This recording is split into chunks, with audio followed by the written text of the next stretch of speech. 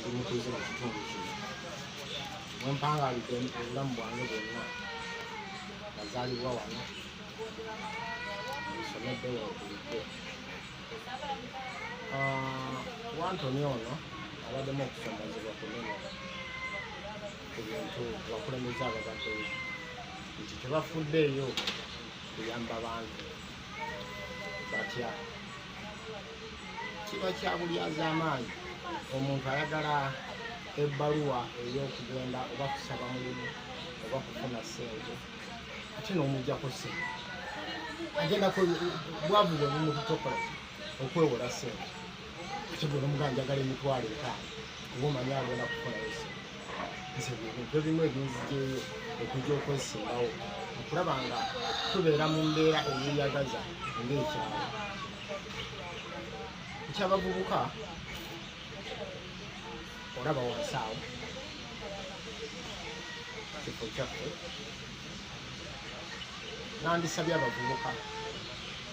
okutwegattako era nkyogera nnyo n'okulonda ku by'ogwaggwa agamba kyamaanyi wa LC3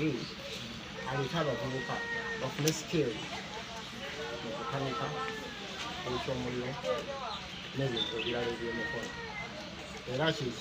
kyekimu nkiddamu nti abavubuka saagala ssente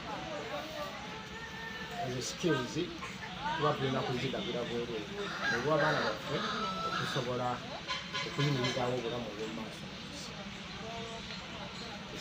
baakoowa nti omuntu ne mulonda omuntu wammwe nga gwe mulinamu obwesige ne bamusuula ate ne baleeta omuntu otajja kubayamba olw'ebigendererwa bwabwe byo byemanyi so nandowooza nti abavubuka tebaba bakyamu olw'obutajumbira kulonda olw'embeera y'ebyobufuzi eri mu ggwanga ey'obulyazaamaanyi ey'obukuusa etalimu mazima ngaera mukama waabo mukama w'ensi eno ebyeyita bwagamba nti ebyobufuzi ebirimu mazima esimanyi tebirimu nkiisimanyi gamba kasasiro bwago tulina tujja akakiiko kaffe kajja kubaako wa defense tetujja ngaffe endowooza yaffe nti tetujja kuba mwenda buli abantu omwenda tujja kuteekako era ababiri buli muntu ng'agendako omuntu omulala kale tube 18 ku nsonga yabyokwerinda owa defense bateeka okuba babiri kwetujja okwegattira ko ab'ebyokwerinda nga poliisi ekola patrols ekiro mu kitundu so n'abantu baffe abo babeerako bamanya bulungi nnyo nti ono ye gundi senga security officers bamukwata omuntu oyo wa defense aba alina okurisituwinga omuntu oli bwe bakutte naga nti omuntu wange mumanyi aliwaati ne bwati ne bwati obutamutwalira mu bantu abakyamu ababa bakwatiddwa mu kitundu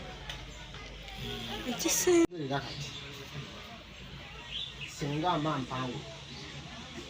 waliwo ekintu ekinnuma era kyankaabya amaziga waliwo omutuuze munnaffe omu yali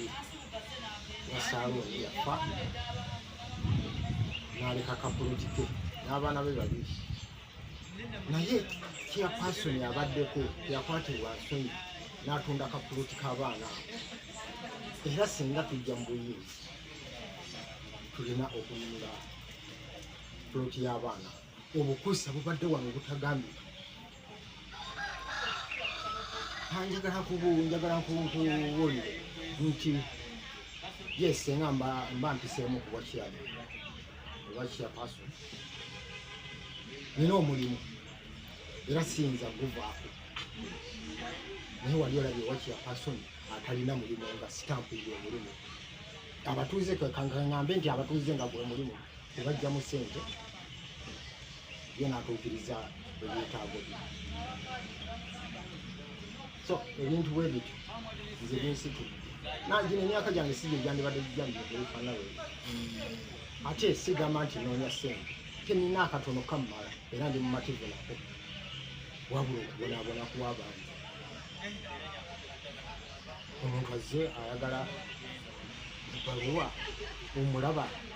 teyeesobola lwaki omuggyako ssente. Omuntu afiiriddwa ayagala kutwala mulambo Awanda gyagutwala n'ogaana omuwa ebbaluwa nti omutuuze simumanyi naye ng'afiiridde mu ero siiyo era nga mwabadde abeera olw'okuba abaanoonya ati anoonya ssente. Sikkiriziganya nabyo ebintu ebyekikula ensonga lwaki n'abantu bansaba okujja okwesimbawo otambuze ekyalo